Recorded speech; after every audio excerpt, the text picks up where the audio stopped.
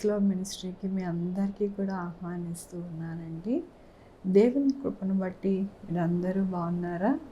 మరి దేవుని యొక్క కృప కనికరాన్ని బట్టి మరి 5 సంవత్సరములు దేవుని యొక్క దయలోని మరి గాడ్స్ లవ్ మినిస్ట్రీస్ అనే ఒక దేవుని యొక్క సేవ చక్కగా జరగడానికి దేవుడు సహాయం చేశారు.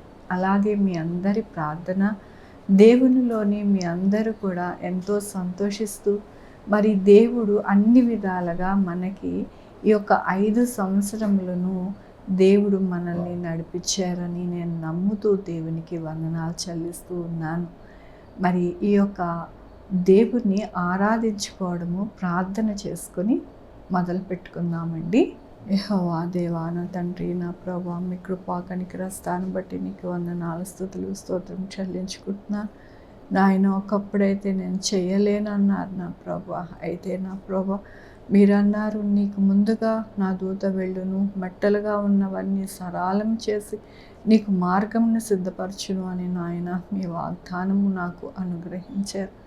అట్టి రీతిగానే నాయన 5 సంవత్సరములు కూడా నా ప్రభువా ఎటువంటి అనారోగ్యం కానీ, ఎటువంటి ఇబ్బందులు కానీ, ఎటువంటి బాధ కానీ లేకుండా నాయన నా యొక్క మార్గం అంతటికీ మీరు తోడయుండి నడిపించారు నాయన. నీకు వందనాలు. 5 సంవత్సరములు చక్కగా నాయన మిమ్మల్ని స్తుతించుకోవడానికి, మీరు చేసే అద్భుత ఆశ్చర్య కార్యాలు అనేక మందికి పంచడానికి ఈ యొక్క గాడ్స్ లవ్ మినిస్ట్రీని నాయన వాడుకుంటున్నందుకు నీకు వేలాది వందనాలు, స్తుతులు, స్తోత్రం చెల్లించుకుంటున్నాను అయ్యా. ఇక ముందు కూడా నాయన నీ యొక్క పాత్రగా ఈ యొక్క పరిచర్యని నాయన వాడుకుని అనేక మందిని లేవనెత్తి, అనేక మందిని తెప్పరిల్ల చేసి అనేక విషయాలలో నడిపిస్తారని మీకు వందనాలు చెల్లించుకుంటూ మా అందరినీ కూడా మీ పాదాల దగ్గర పెడుతూ నా ప్రభు, నా రక్షణ యేసుక్రీస్తు పరిశుద్ధమైన నామమున అడిగి వేడుకుంటున్నాను తండ్రి, ఆమేన్. ఇప్పుడు దేవుణ్ణి ఆరాధిద్దామండి. పాటలతోనూ మరి దేవుణ్ణి ఆరాధిద్దాం. నూతన గీతము అనే పాట పాడి ప్రభువును మనందరం కూడా మహిమపరచుదాం. నూతన గీతమునే పాడేదా మనోహరుడా యేసయ్యా, నీవు చూపిన ప్రేమను నే మరువను, ఏ స్థితిలో నైనను. సమర్పణతో సేవించెదను నిన్నే, సజీవుడనై ఆరాధించెద నిన్నే. సమర్పణతో సేవించెదను నిన్నే, సజీవుడనై ఆరాధించెద నిన్నే. నూతన గీతమునే పాడేదా మనోహరుడా యేసయ్యా, నీవు చూపిన ప్రేమను నే మరువను, ఏ స్థితిలో నైనను. కొలువ చేసి ప్రేమించినావు, కోరదగినది ఏముంది నాలో. స్వార్థమెరుగని సాత్వికుడా, నీకు సాటెవ్వరు. కొలువ చేసి ప్రేమించినావు, కోరదగినది ఏముంది నాలో. స్వార్థమెరుగని సాత్వికుడా, నీకు సాటెవ్వరు. నీవే నా ప్రాణము, నిన్ను వీడి నేనుండలేను. నీవే నా ప్రాణము, నిన్ను వీడి నేనుండలేను. నూతన గీతము నే పాడేదా మనోహరుడా యేసయ్యా, నీవు చూపిన ప్రేమను నే మరువను, ఏ స్థితిలో నైనను. కడలి తీరం కనబడని వేళ, కడలి కెరటాలు వేధించు వేళ, కరుణమూర్తిగా దిగి వచ్చిన నీకు సాటెవ్వరు.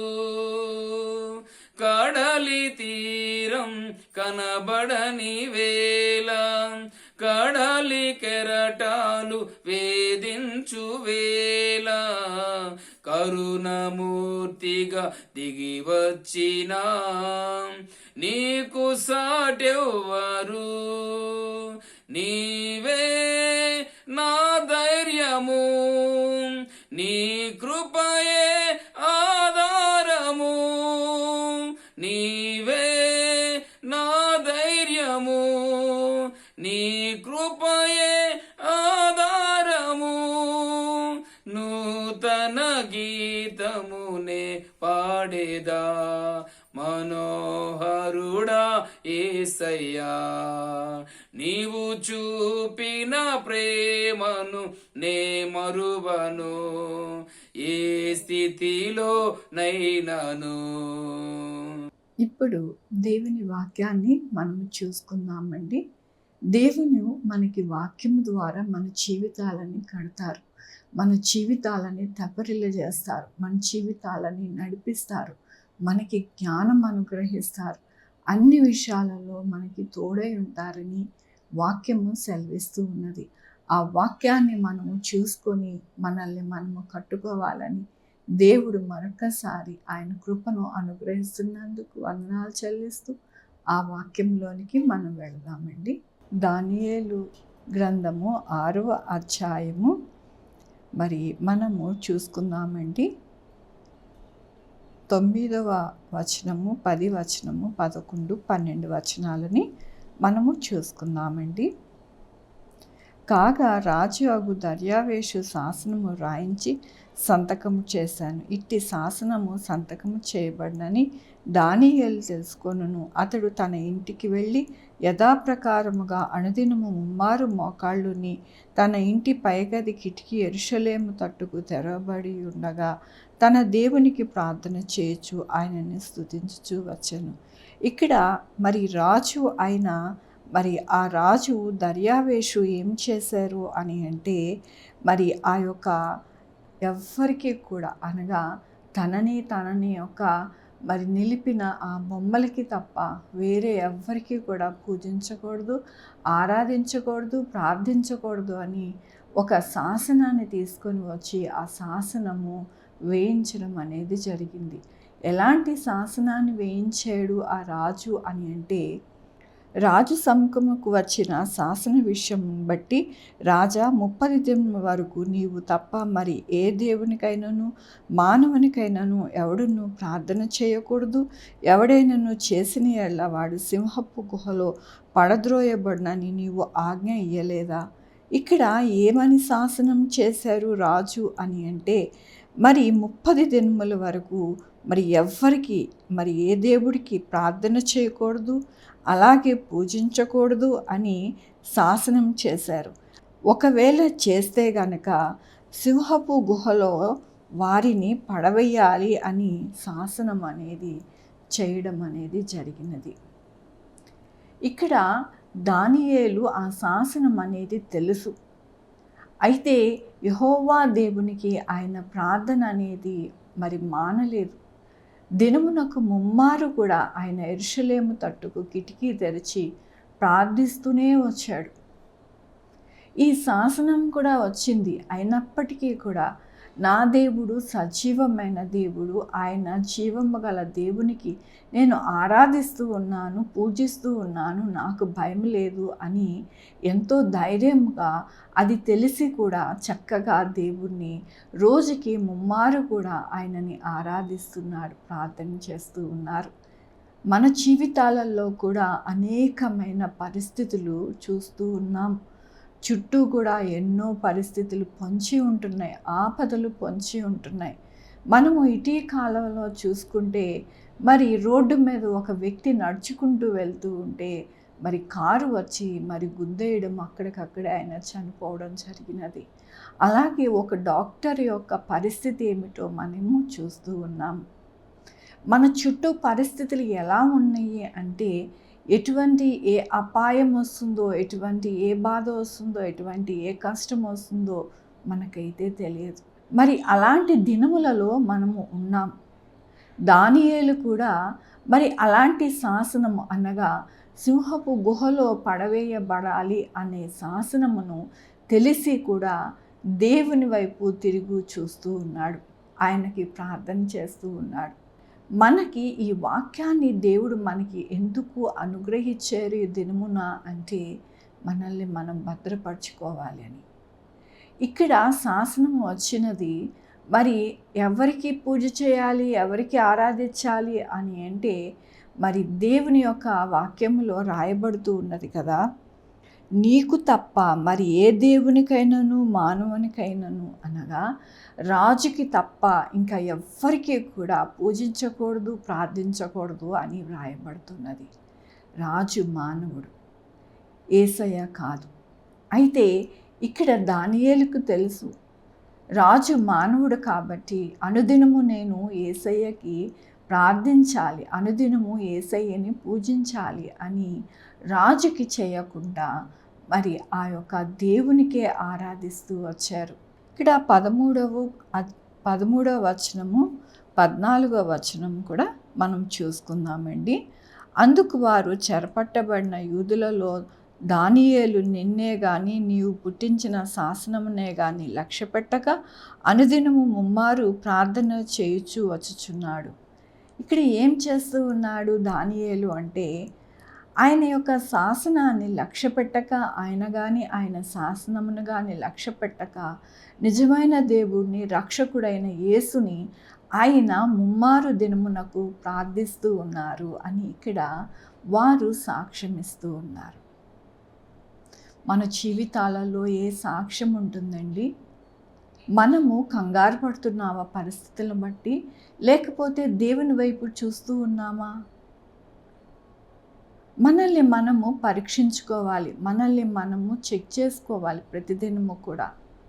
మనము పరిస్థితుల వెమ్మట పరుగులు పెట్టి అమ్మో అమ్మ అనుకుంటే మన జీవితాలు బాగుండవు, మన జీవితాలు భద్రపడవు. అయితే ఇక్కడ దానియేలుకి తెలుసు ఎలాంటి శాసనం వేయించారు, ఎవరికి మొక్కాలి, ఎవరికి మొక్కకూడదు అని శాసనం చెప్తుంది అని తెలుసు. అయినప్పటికీ కూడా ఆయన జీవము గల దేవుణ్ణి యేసయ్యని వదిలిపెట్టకుండా ఆయన యథాప్రకారముగా మరి దినమునకు ముమ్మారు ప్రార్థిస్తూ వచ్చారు. అదే ఇక్కడ ఉన్న మనుషులు సాక్ష్యమిస్తూ ఉన్నారు. దానియేలు తెచ్చిన ఆ యొక్క యూదులలో నుంచి దానియేలు వచ్చాడు కదా, ఆ దానియేలు శాసనమును లక్ష్యపెట్టక మరి ఆ వారి యొక్క దేవుడిని ముమ్మారు ప్రార్థించుచున్నాడు అని వారు ఫిర్యాదు చేస్తూ ఉన్నారు. దానియేలు ఎటువంటి పరిస్థితులకు కూడా భయపడక, దిగులు పడకుండా ఆయన యథార్థంగా దేవుని వైపు చూస్తూ నడుస్తూ వచ్చాడు. ఇక్కడ సాక్ష్యం అనేది మనకి తెలియపడుతూ ఉన్నది. మనము ఇప్పుడు 16వ వచనం చూసుకుందామండి. అంతటా రాజు ఆజ్ఞ ఇయ్యగా బంట్రోతు దానియేలును పట్టుకొని పోయి సింహపు గుహలో పడద్రోయగా రాజు, నీవు అనుదినము తప్పక సేవించుచున్న నీ దేవుడే నిన్ను రక్షించున దానియేలుతో చెప్పాను. ఇక్కడ ఏమని సాక్ష్యమిస్తూ ఉన్నాడు రాజు? శాసనం ప్రకారంగా తప్పని పరిస్థితుల్లో రాజు దానియేలుని సింహపు గుహలో పడద్రోయండి అని చెప్పడం జరిగినది. వారు తీసుకొని వెళ్ళారు. తీసుకొని వెళుతూ ఉండినప్పుడు రాజు ఏమంటూ ఉన్నారు అని అంటే, ఒక చక్కటి సాక్ష్యం ఇస్తూ ఉన్నాడు. నీవు అనుదినము తప్పక సేవించుచున్న నీ దేవుడే నిన్ను రక్షించునని దానియేలుతో చెప్పాను. ఎంత చక్కటి సాక్ష్యాన్ని దానియేలు సంపాదించుకున్నాడండి. మన జీవితాలలో కూడా చక్కటి సాక్ష్యాన్ని మనం పంచుకోగలుగుతున్నామా? మన జీవితాలలో మంచి సాక్ష్యము కలిగి ఉన్నామా? దానియేలైతే రాజే సాక్ష్యం ఇస్తూ ఉన్నాడు. నువ్వు దినమునకు ముమ్మారు కూడా ప్రార్థిస్తూ ఉన్నావే, ఆరాధిస్తున్నావే, ఆ దేవుడు నిన్ను రక్షిస్తాడయ్యా. నేను రక్షించకపోవచ్చు, నేను రక్షించలేని పరిస్థితిలో ఉన్నాను, మరి దేవుని యొక్క కృప నీ మీద ఉన్నది. నేనైతే రక్షించకపోయినప్పటికీ కూడా దేవుడు నిన్ను రక్షిస్తాడు అని మరి ఇక్కడ దానియేలు గురించి ఆ దర్యావేషు రాజు సాక్ష్యం ఇస్తూ ఉన్నాడు. మరి మనము పై వచనము చూసుకుంటే 15వ వచనము, ఆ మనుషులు దీన్ని చూచి రాజసన్నిధికి సందడిగా కూడి వచ్చి, రాజు స్థిరపరిచిన ఏ శాసనము కానీ తీర్మానమును కానీ ఎవడును రద్దుపరచజాలడు, ఇది మాదిగీయులకు పారసీయులకు విధి అని తమకు తెలుసుకొని అంతటా రాజు ఆజ్ఞ ఇయ్యగా. ఇక్కడ ఆ మనుషులు రాజుని బలవంతం చేస్తూ ఉన్నారు. బలవంతము చేసి ఆ రాజుకి మళ్ళీ చెప్తున్నారు. ఏం చెప్తున్నారంటే, ఒకసారి శాసనం చేసిన తర్వాత అది ఖచ్చితంగా అలాగా అమలుపరచవలసిందే అని చెప్తూ ఉన్నారు. దానిని మరి విని రాజు దుఃఖపడుతూ ఉన్నాడు కానీ సంతోషించట్లేదు. అయితే ఆ శాసనమును బట్టి తప్పని పరిస్థితిలో రాజు దానియేలుని మరి ఆ యొక్క సింహపు గుహలోనికి పడత్రోయండి అని ఆజ్ఞ ఇచ్చారు. ఆ బంట్రోతు ఆ ఆజ్ఞ తీసుకుని వెళుతూ ఉంటే మళ్ళీ రాజే అంటున్నారు, నేను రక్షించకపోవచ్చు, కానీ నీవు అనుదినము ప్రార్థిస్తున్న దేవుడు రక్షిస్తాడు నిన్ను అని ఇక్కడ సాక్ష్యం ఇస్తూ ఉన్నారు. తర్వాత వచనం చూసుకుంటే, ఇక్కడ 20 వచనం చూసుకుంటే, అతడు గుహ దగ్గరికి రాగానే దుఃఖస్వరముతో దానియేలును పిలిచి, జీవము గల దేవుని యొక్క సేవకుడైన దానియేలు, నిత్యము నీవు సేవించుచున్న నీ దేవుడు నిన్ను రక్షింపగలిగేనా అని అతన్ని అడిగాను. ఇక్కడ ఏమని అడుగుతూ ఉన్నాడు దానియేలుకి రాజు అని అంటే, అనుదినము సేవించుచున్న నీ దేవుడు నిన్ను రక్షించగలిగేనా అని అడుగుతూ ఉన్నాడు. దానియేలు సమాధానం ఇస్తూ ఉన్నారు. ఏమని సమాధానం ఇస్తూ ఉన్నాడంటే 21, 22లో, నా దేవుని దృష్టికి నిర్దోషిగా కనబడితిని గనుక ఆయన తన దూత నంపించి సింహములు నాకు ఏ హానియు చేయకుండా వాటి నోళ్ళు మూయించెను రాజా, నీ దృష్టికి నేను నేరం చేసిన వాడును కాను కదా అనెను. ఇక్కడ ఏం జరిగినది అని అంటే, ఆ యొక్క రాజు అడుగుతున్నాడు, నువ్వు అనుదినము సేవించుచున్న దేవుడు నిన్ను రక్షించనా అంటే, దేవుని యొక్క సేవకుడైన దానియేలు సమాధానము చెప్తున్నాడు. ఏమని చెప్తున్నాడంటే, దూతం పంపించి సింహపు నోళ్ళు మూయించాను, నాకు ఎటువంటి హాని అనేది జరగకుండా నా దేవుడు నాకు సహాయం చేశాను అని ఇక్కడ సాక్ష్యం ఇస్తూ ఉన్నారు. మన చుట్టూ ఉన్న పరిస్థితులు అంతా ఎలాగున్నాయి అని అంటే, మరి మనుషులను మృంగివేసే పరిస్థితులు ఉన్నాయి. అవి మనము తలంచుకొని చూస్తూ ఉంటే కూడా, అయ్యో ఏమిటి పరిస్థితులు, మన బిడ్డలకి రక్షణ లేదే, మనకి రక్షణ లేదే, బయటకు వెళ్తే ఇంటికి రాగలిగే స్థితి ఉన్నదా, అసలు ఇంటిలో ఉండగానే అనేక మంది కొట్టుకుపోయే స్థితి కేరళలో మనం చూసాం. ఎక్కడ భద్రత ఉన్నది మన జీవితాలకి, ఎక్కడ సురక్షితం అనేది ఉన్నది? రాత్రికి రాత్రి ఇళ్ళన్నీ కొట్టుకుపోయినాయి. ఇంట్లో పడుకున్న వాళ్ళు పడుకున్నట్టే సవాలైపోయారు. పరిస్థితులు భయంకరంగా ఉన్నాయి. ఎటు చూసినా సింహపు నోళ్ళు తెరుచుకున్నట్టుగా మన బిడ్డలకి కానీ మనకి కానీ భద్రత అనేది లేకుండా ఉన్నది. కానీ ఇక్కడ దానియేలు భద్రపరుచుకున్నాడు. ఎలా భద్రపరుచుకున్నాడు అని అంటే, దేవుణ్ణి ముమ్మారుగా ప్రార్థిస్తూ ఆరాధిస్తూ భద్రపరుచుకున్నాడు. పరిస్థితులను చూసి భయపడలేదు. పరిస్థితులను బట్టి ఎంతగానో మరి అనేక విషయాలలో మరి రాజు దగ్గరికి కానీ మనుషుల దగ్గరికి కానీ వెళ్ళి మొరపెట్టుకోలేదు. అలాగనే వారితో ఎటువంటి వివాదం అనేది పెట్టుకోకుండా దేవుని యందే ఆయన యొక్క ప్రార్థన విజ్ఞాపన దేవునికి మరి చేస్తూ వచ్చాడు కాబట్టినే ఆ యొక్క సింహపు గుహలో పడినప్పటికీ కూడా దేవుని యొక్క దూత ఏమి చేసిందంటే మరి ఆ యొక్క దానియేలును సురక్షితముగా ఉండడానికి ఆ పరిస్థితి అంతా కూడా అనగా ఆ సింహాలని ఎటువంటి హాని చేయకుండా వాటిని నోర్లు మూయించడం జరిగినది. మన జీవితాలలో ఏ విధముగా మనము ఉండాలి అని దినమున ఆయన వాక్యం సెలవిస్తూ ఉన్నారు అంటే పరిస్థితులు భయంకరంగానే ఉన్నాయి. కానీ మనల్ని మనము ఎలా భద్రపరచుకోగలుగుతాం? మనల్ని మనము ఎట్లాగా మరి జాగ్రత్తగా ఉంటాము అని అంటే మన వల్ల కాదండి, మన బిడ్డల వల్ల కాదండి, మన కుటుంబం వల్ల కాదండి, కేవలము దేవుని వల్లనే జరుగుతుంది. కాబట్టి దానియేలు లాగానే మనము ఎల్లప్పుడూ కూడా దేవుని సన్నిధిలో మనము గోజాడుకుంటూ మన బిడ్డల్ని మనల్ని దేవుని సన్నిధిలో పెట్టుకుంటూ ఉండాలి. అప్పుడే మనకి భద్రత, అప్పుడే మనకి సురక్షితమైన జీవితము మనకి ఉంటుంది. లేకపోతే సురక్షితముగా మనము ఉండలేమండి. మన జీవితాలు సురక్షితముగా మనము భద్రముగా ఉండాలి. అలాగే ఈ లోకములోని రక్షింపబడి ఆ రక్షణని మనము ఎంతగానో భద్రపరచుకోవాలి. ఎటువంటి అలజడుల్లో మన యొక్క రక్షణ అనేది కోల్పోకుండా ఉండాలి అని అంటే ప్రార్థన అనేది చాలా అవసరం. విజ్ఞాపన అనేది మరి ముఖ్యంగా అవసరం. మన బిడ్డల కొరకు మన కొరకు ప్రతిదినము విజ్ఞాపన చేయాలి. మన చుట్టూ ఉన్న వారందరి కొరకు విజ్ఞాపన చేయాలి. వారికి మంచి మనసు దయచేయమని, వారికి మంచి భవిష్యత్తు దయచేయమని, వారికి మంచిగా నడవడిక ఇవ్వమని మనము ప్రార్థన విజ్ఞాపన చేయాలి. అప్పుడే మన యొక్క చుట్టూ ఉన్న పరిస్థితులన్నీ కూడా చక్కబడతాయి. ఎటువంటి పరిస్థితులు వచ్చినప్పటికీ కూడా దేవుని యొక్క దూత వచ్చి ఆ పరిస్థితులన్నిటిని కూడా మార్చివేస్తుంది. ఇక్కడ దానియేలుకి పరిస్థితులు అన్నీ కూడా మనుషులు చుట్టుముట్టి, వారి సింహములు కూడా చుట్టుముట్టి ఉన్నాయి.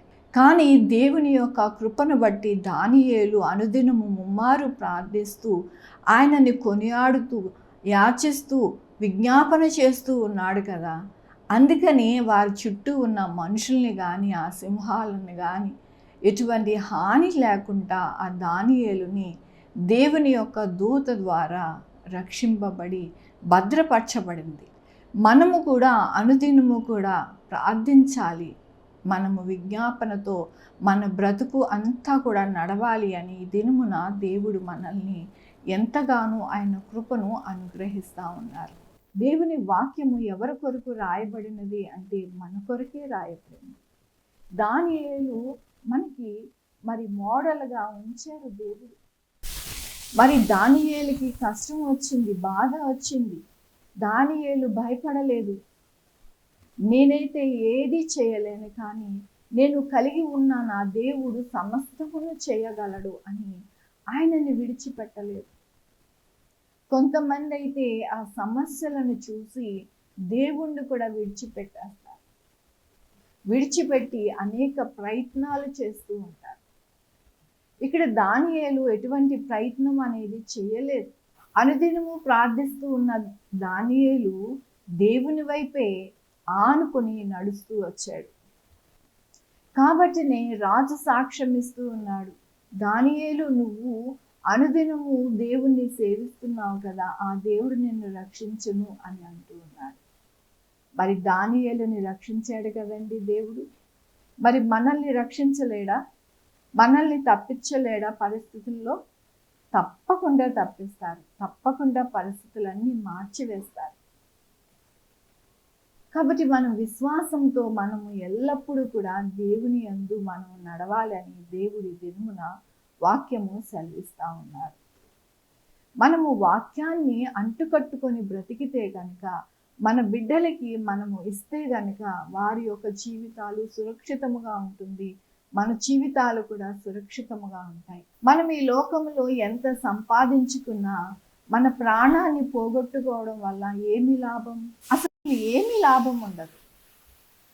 కాబట్టి ఈ లోకములో సంపాదన కన్నా మన ప్రాణము, మన క్రియలు చాలా ముఖ్యం అనేది మనము తెలుసుకోవాలి. చాలా మందికి తెలియకే ఎంతో నష్టపోతూ ఉన్నారు. అందుకని ఈ దినమున దేవుడి వాక్యాన్ని మనకి అనుగ్రహిస్తూ ఉన్నారు. ఈ యొక్క పరిస్థితులు భయంకరంగానే ఉన్నాయి. ఆఖరి దినములలో మనము ఉన్నాము. కాబట్టి ఆఖరి దినములలో మనము ఉన్నామని గ్రహించుకుని జ్ఞానము కలిగి మనము జీవించాలి. జీవించినప్పుడు మన చుట్టూ ఉన్న పరిస్థితులన్నీ కూడా దేవుడు మార్చి మనకి నెమ్మది దయచేస్తారు అని ఈ దినమున మనకి ఆయన సెలవిస్తూ ఉన్నారు. మన యొక్క జీవితాలు ఆయన యొక్క పాదాల దగ్గర పెట్టి, మన బిడ్డల యొక్క భవిష్యత్తు ఆయన పాదాల దగ్గర పెట్టి అనుదినము కూడా ఆయన సన్నిధిలో గడుపుతూ ఉండి మనము మేలు పొందుకోవాలి, ఆశీర్వాదం పొందుకోవాలి, బహుమానం పొందుకోవాలి అని ఈ దినమున యేసయ్య మనల్ని హెచ్చరిస్తూ ఉన్నారు.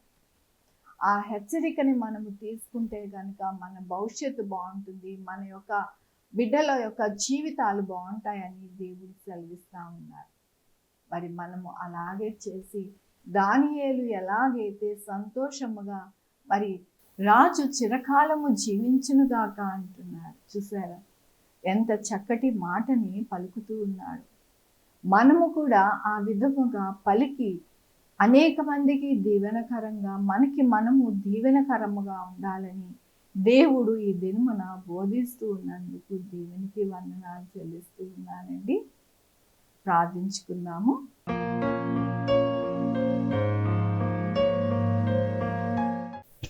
యెహోవా దేవా, నా తండ్రి, నా ప్రభా, మీ యొక్క కృపా కనికరస్తాన్ని బట్టి మీకు వందనాలు, స్తుతులు, స్తోత్రం చెల్లించుకుంటున్నాను. అవును నాయన, వాక్యమును, ప్రార్థన, విజ్ఞాపన అనేది మా జీవితంలో ఉంటే కనుక మమ్మలను, మా బిడ్డలను, మా చుట్టూ ఉన్న వారందరూ కూడా సురక్షితమైన మరి జీవితము జీవిస్తారని మీ యొక్క వాక్యం ద్వారా తెలియపరిచారు. మీకు వందనాలు. ఎంత గొప్ప దేవుడివయ్యా. అయ్యా నా ప్రభా, మమ్మల్ని ఎంతగానో నడిపించాలి, మమ్మల్ని ఎంతగానో మీ కృపని అనుగ్రహించాలని ప్రతిదినము ఆరాటపడుతూ మా దగ్గరే మీరు ఉంటూ నడిపిస్తూ ఉంటున్నారు. మీకు వందనాలు. అయ్యా నా ప్రభా, మరి నాయన 5 సంవత్సరములు పూర్తి చేసుకుని 6వ సంవత్సరంలోనికి వెళ్ళడానికి మీ కృపని అనుగ్రహిస్తున్నందుకు మీకు వేలాది వందనాలు చెల్లిస్తూ ఉన్నాను. ఇక ముందు కూడా నా ప్రభా మరి మంచిగా నడవడానికి నా ప్రభా ఛానల్ సహాయం చేయండి. ఈ ఛానల్ ద్వారా అనేక మందికి ఆశీర్వాదకరముగా ఉండడానికి ఛానల్ సహాయం చేయండి. నాయన నా తండ్రి, మీ యొక్క వాక్కును వెదజల్లుతూ అనేక మంది ఆత్మలను తప్పరిల్లజేసి వారికి ఓదార్చి ఎంతగానో వారి రక్షణలోకి నడిపించి ప్రతి విషయంలోనూ నాయన మీరు సహాయం చేస్తారని మీకు వేలాది వందనాలు చెల్లించుకుంటూ నా ప్రభు, నా రక్షణ యేసుక్రీస్తు పరిశుద్ధమైన నామమున అడిగి వేడుకుంటున్నా తండ్రి. ఆమేన్. తండ్రి, కుమార, పరిశుద్ధాత్మ సదాకాలము మనందరికీ తోడై ఉండునుగాక. ఆమేన్. God bless you.